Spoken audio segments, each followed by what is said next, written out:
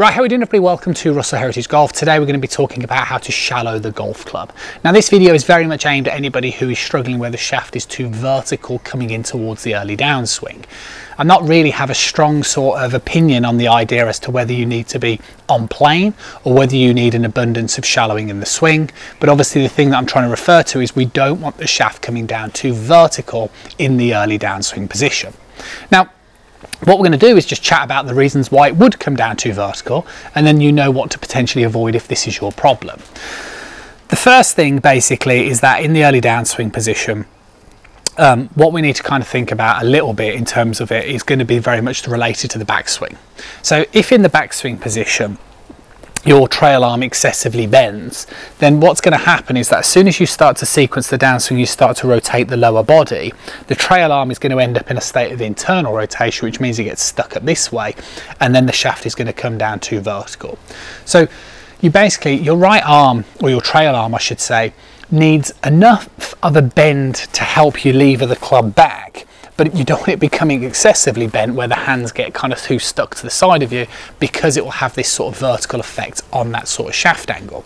That would be the one thing. So that's where then you'd probably need to start thinking about with that trail hand maintaining more width in the backswing position, not excessively getting bent.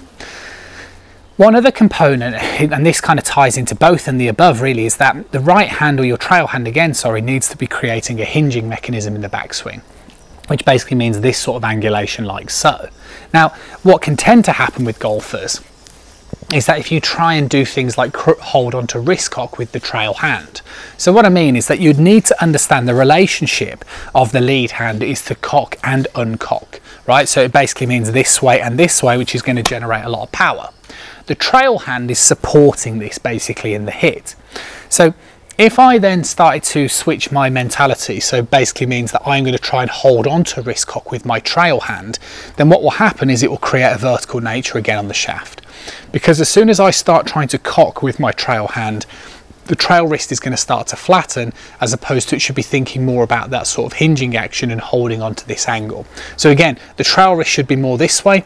If I try and cock it back up, then it will start to flatten, which has a very vertical effect coming in towards that sort of early downswing. So again, it's kind of like a big no-no. And then the last one again is kind of tying into the first one, which is basically trying to deliver an element of external rotation of the trail arm, which essentially means that in the start of the downswing, you kind of want your elbow to lead the hands coming in towards the early downswing, not necessarily maybe the hands leading the elbow.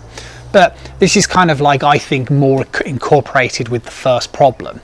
So what I tend to see is that golfers that struggle with a shallowing motion, you're generally failing in the backswing position.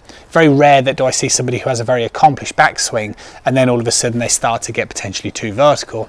It's a possibility, but then that's when you'd want to just get the feeling that basically your elbow is working more towards your hip in the downswing, which, as you can see from this sort of external motion, would then start to have a shallowing on the golf club again.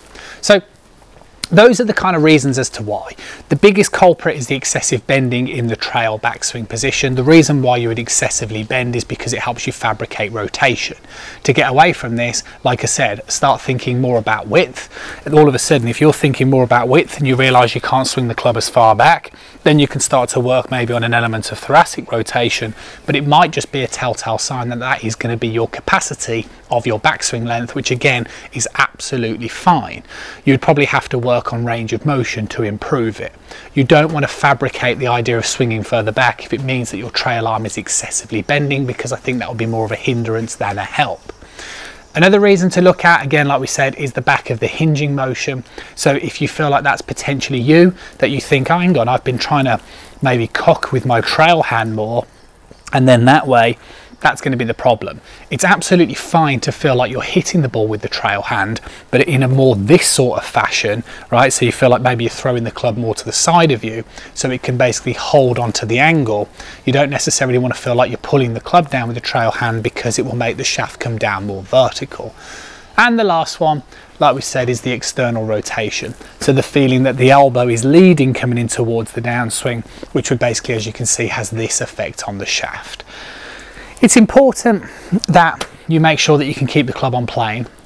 It's important to understand that the trail hand is operating there to support you coming in towards the downswing position and the hit. And it's just important to basically just make sure that if you are somebody who is suffering with this, that it's more than likely going to be one of those 3 reasons. Maybe not, or a little bit of all of them. So I'm hoping that this video massively helps you out. Work on it. Like I said, the way you'd have to work on it is you just have to figure out which one it is, whether it's that you need more width, whether it's that you need to think more about hinge in the back of the trail wrist and less of a kind of cocking motion, or whether it's the elbow coming in towards the downswing. But hopefully you enjoyed the video. Always appreciate a thumbs up and a like. Remember, it's free to press that subscribe button. If you're going to do so, press the little bell icon. Catch you with you guys again soon.